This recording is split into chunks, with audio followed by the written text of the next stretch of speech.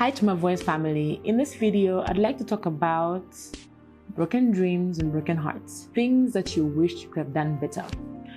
When we talk about destiny, usually the best example is David, King David. When he was anointed at the age of 17, he would wait for the next 13 years before he would be crowned, finally. But we know something about David.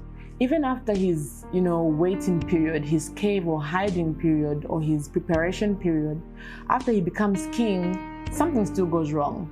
He looks at a woman, he kills a man because he wants to take his wife, and it kind of looks as though he wasn't ready for the throne.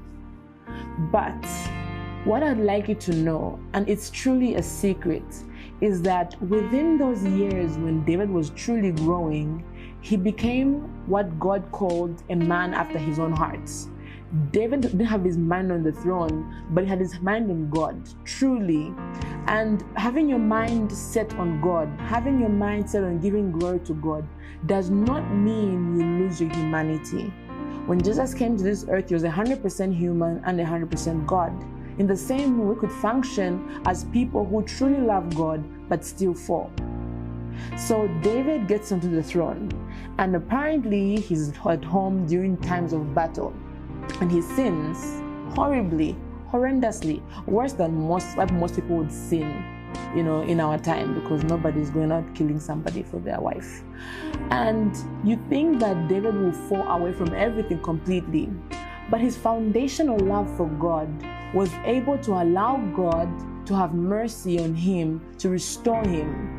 There's a rule or a law that dictates that when a king sins against God, it would take like 10 generations before his lineage would be restored back to God. But you find that God had to find a way of restoring David's lineage back to the throne. So he had a son in Bathsheba who died.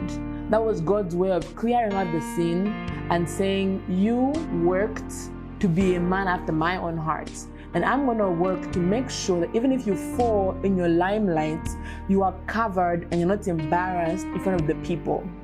The devil lies to us when he gives us fast success. He tells us, hey, everything perfect, but you don't work on your inner weaknesses. You don't work on yourself. You don't grow to be able to handle issues.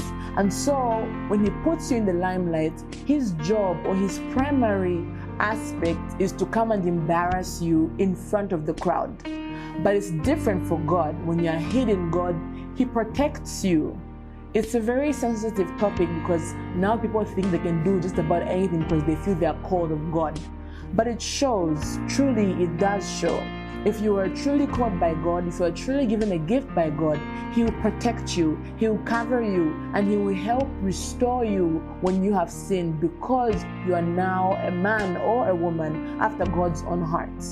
So even if there are things that you wished you could have done better, God is busy. He had been busy working things out for your good, working all those mistakes out for your good. And the moment you realize that you are nothing without God, you begin to give yourself more to him. You begin to recognize your weaknesses more, and you begin to lay them down more often than any other person would, because you realize just how much you need God for you to survive in that arena or in that space of influence. Meaning you end up being more closer to God, and God is able to pour more into you to give to the world, and you remain relevant throughout times and seasons.